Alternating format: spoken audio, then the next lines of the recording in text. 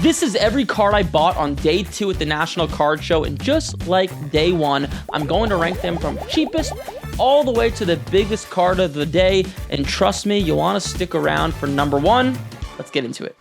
The cheapest pickup of the day, I picked up these two, this Bobby Witt 2020 Bowman Chrome PSA 10 and this 2016 Prism Silver Jared Goff PSA 10. It's a cheap pickup. I mostly bought them to fill up the showcase. I paid $250 for them. And if you look at the screen here, you can see I basically paid what they were worth. At the time I purchased it, the Bobby Witts were doing a little bit more. They were doing like $100 closer. Now they're at like $75, $80. But the Jared Goff I actually bought with the intention to hold. I bought a few of them just anticipating that the Lions will have a big year. Not a big investment. And the Bobby Witt I kind of just bought to fill up a showcase and just make a few bucks on just to get the ball moving. But it was a cheap pickup. It was easy. I think I'll just make a few bucks on it. Next up, we have this 2023 Prism Orange Ice Wembanyama. I paid $350 for. Once again, this was a pretty simple pickup. You could see what's been happening with this card as of late. I bought this card when I saw sales over here of like around $400, $380. I paid like 90% at the time. Once again, another card to fill up the showcase, but I paid $350, and you can see the last sale of this card was $388. Before that was $432. Before that was $430. Then it dipped a little bit. Then one did $475 after the National. So a card like this, Wembanyama, I anticipate him just going up steadily, maybe 10, 20, maybe 30% before the season. It's an easy, quick flip. Once again, just to get the ball rolling with setting up at sports card shows, but it's just a quick, easy one. The next purchase I made was the 2019 Bowman Chrome Gunnar Henderson autograph PSA 10. This was another easy one for me. So if you look at the recent sales, when I was looking at this card, the last sales were doing right around $550. And I paid $500, so I paid 90%. But what I was looking at when I purchased this card, I looked back before the baseball year started, and this card was doing about $800 to $900. And the Orioles have had a pretty terrible year. Although Gunnar Henderson's not having a bad year, he's hitting like 280 with 15 home runs. But I anticipate this card popping back up, which is why I purchased it. This is something I would buy in September, October, November. I found a decent deal, so I figured, hey, why not buy it now? But I actually sold it already for a small profit. I believe I sold it for like $550 or $600, I forget, at another card show. But I was looking at the recent data. I anticipated it going back up this upcoming spring, which is why I purchased it to hold. There wasn't a lot of Bowman Chrome autographs that I was looking to buy at the show. I was looking to buy them. There just wasn't a lot of them displayed, but I was able to find this one, but I already sold it. It was just an easy, quick flip of, a very, very liquid guy. Next up is a blue Bowman Chrome 2021 rookie Marcelo Meyer PSA 10. I paid $900 for this card, and if you look at my screen here, you can see the last sale of this card did $1,300. And what I was looking at, so since there hasn't been a sale in months, I wanted to see whether Marcelo Meyer's value is up or down. Marcelo Meyer is someone that interests me because I think he's going to end up starting this upcoming spring for the Boston Red Sox, which is going to generate a lot of hype, a lot of excitement, and which means his value should go up. And you can see from when this card sold, it's been up a little bit, it's been down a little bit. It's down like 20% roughly since this last sale of $1,300. So if you do that math, right, that would put this card at like, worth about $1,000 to $1,100 in that range, and I paid $900 for it. This is something that I would definitely buy deep in the offseason. Once again, I didn't see a lot of good Bowman Chrome. This is one of the few cards, so I figured, hey, why not pick it up now? This is something I'm probably going to hold for a few months, see what happens with Marcelo Meyer's value. I anticipate it going up, but if I can get something at 90% that I think will go up 20, 30, 40%, why not? Next up is the 2022 Optic Contenders Paulo Banchero Red PSA 10 Auto. I paid $950 for it. This was a pretty simple purchase. I'll show you as to why. So you can see the last sale of this card actually did $1,380 if you look there on February 4th, right? And looking at his silver prism, which is a much accurate indicator of his market to see if it's going up or down, since there's a lot of sales, a lot of volume of sales, you could see his silver prism back then was like $330, and now it's like, the last sale did $398, and this card hovers around like $400 now. So his market is up 20, 30%. since the last sale of $13.50, and I paid $9.50 for this card. We'll see what I'll get for it. This is not as liquid as like a silver prism, although it is, you know, a pretty coveted card. But it was just a no-brainer. His value is up since the last sale, and I was getting this card at like 70-75%. It was just one of those I saw in a showcase. I felt like it was underpriced, and I let it rip.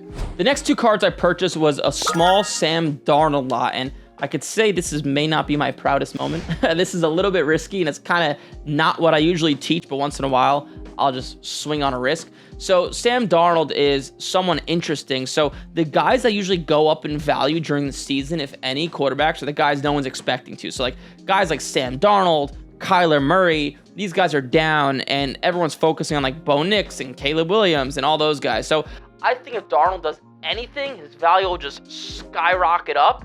And he's already kind of at its floor for a starting quarterback of a really good team. I think the Seahawks are going to be pretty damn good. I think Darnold is better than Geno Smith. And the Seahawks did pretty well last year with a rookie coach who's just going to get better with a lot of young players who are all going to get better. So I'm pretty bullish on the Seahawks. And if the Seahawks do well, that means Sam Darnold's going to do well and his value is going to go up. And this is a very coveted card. So this is a cracked ice contenders PSA 10. And this is a die-cut gold. Both are from his rookie years, and they're both with Jets uniforms on. It's very sad because I was a big Darnold guy, as a diehard Jets fan, but did not pan out. And that's because no quarterback pans out on the Jets. But the last sale of this card, you could see, was $1,080. That was for the different variation. You could see this card versus the one I'm showing you. The picture's a little bit different, but they sell for around the same.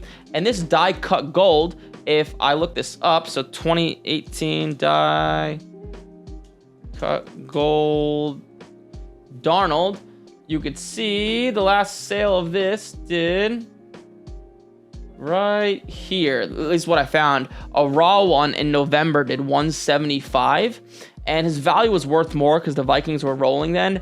I take that card at like $100 now, so maybe this card's worth like $200 to $250. So I basically paid full value, but these are both very coveted cards of Darnold, and if he does anything well, these will be some of the first cards that skyrocket up, especially the cracked ice. So I look at it like I'm probably gonna lose a few $100s on the lot, but the 25% chance he pops off this year, I'll 2 to 3 to 4 times my money. So it's a risk, it's a gamble. I do them once in a while with guys who no one's expecting to go up in value.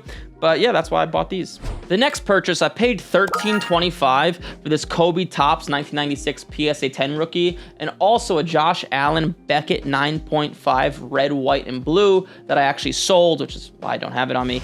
And this was a pretty easy purchase as well. You can see the Kobe, if you look here, the last sale did $951.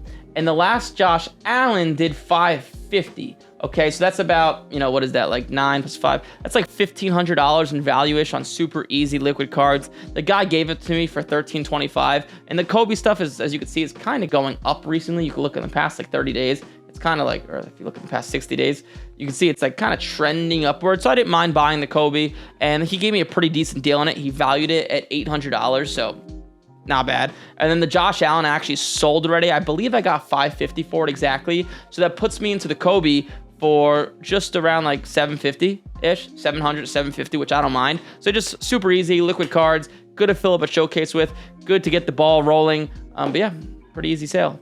Next up, one of my favorite purchases of the show, because it's my favorite card of all time, a 1933 Gaudy Babe Ruth Yellowback. This is a PSA 1, so these cards are interesting. So I paid $52.50 for it. Now, this is one of the few cards I ever buy I have no plans on selling. This is my personal collection. This gets stashed away.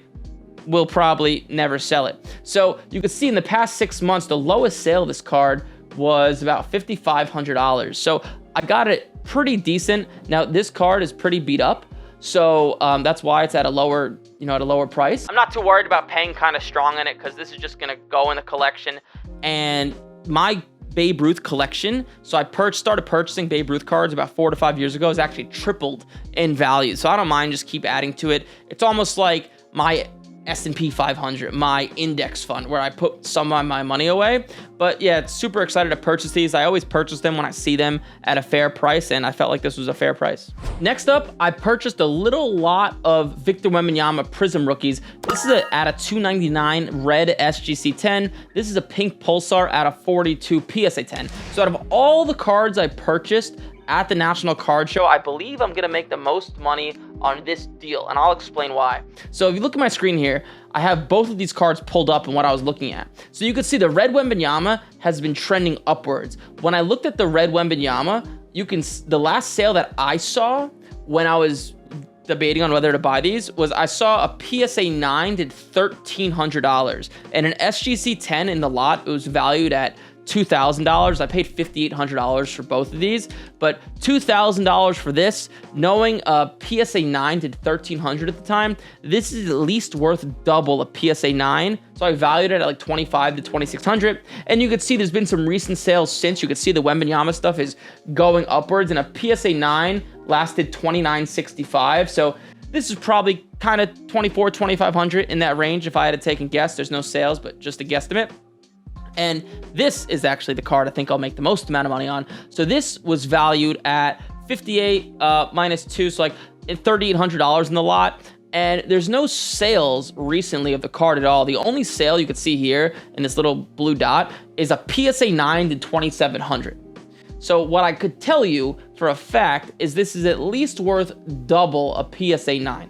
Okay, because a PSA 10 Prism, at least double. So if you put it at $5,500 and you put this at $2,500, you know, that's about, what is that, $8,000 in total value, and I got it for $58,000. And I anticipate the Wembanyama stuff to steadily go up as we get closer to the season. This stuff will definitely be sold before the season begins. Sometimes you just get lucky and you find a good deal, which is kind of what happened, because I probably would have paid like $7,000 for these cards, but I was happy to obviously pay $5,800. But yeah, definitely not a bad deal. Sometimes it's better to be lucky than good.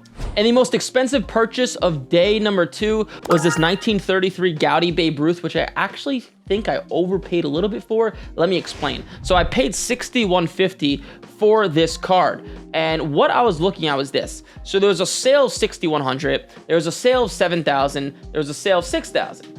However, if you look at the sale of $6,000, you can see this card is a little beat up, right? You see that little tear there, this little mark in the top right, and the sale of $7,000. So these vintage cards, if you don't know, even though it's graded to 1.5, the better the card looks or the eye appeal of the card, the more it's gonna sell for. And this card that's sold for $7,000 looks very, very, very similar to the one I have in my hand. They almost look identical, to be honest. They look pretty damn clean for a 1.5. My business partner actually just walked into this office and picked up the card to look at it, and he's like, wow, I can't believe this card only got a 1.5. Me too. This card kind of looks like a 2.5 or a 3. Maybe the grader was just having a bad day. But once again, I think I got in at a good price. I think this card's worth about $7,000, and I paid $6,150. Not too bad. I think I could flip it pretty quickly, but this is not something I'm going to flip. I'm going to hold this as my, like I said, S&P 500. Just, this is what I collect. This is a long-term investment for me. But yeah, I was super, super pumped to get this card at what I feel is a pretty good price. And that wraps up every card I picked up on day 2 at the National. Let me know in the comments which one you think was the best pickup. Since I bought a bunch of graded cards at the show, I put together a free PDF that breaks down the top 3 grading companies to use and why to use them. Just click the link in the description, grab a copy. It's totally free, no strings attached. And this wraps up my National Card Show pickups. It was an incredible couple of days. I can't believe how big the show got. Make sure to like this video, drop a comment, subscribe for more breakdowns and behind the scenes content. I'll see you in the next one.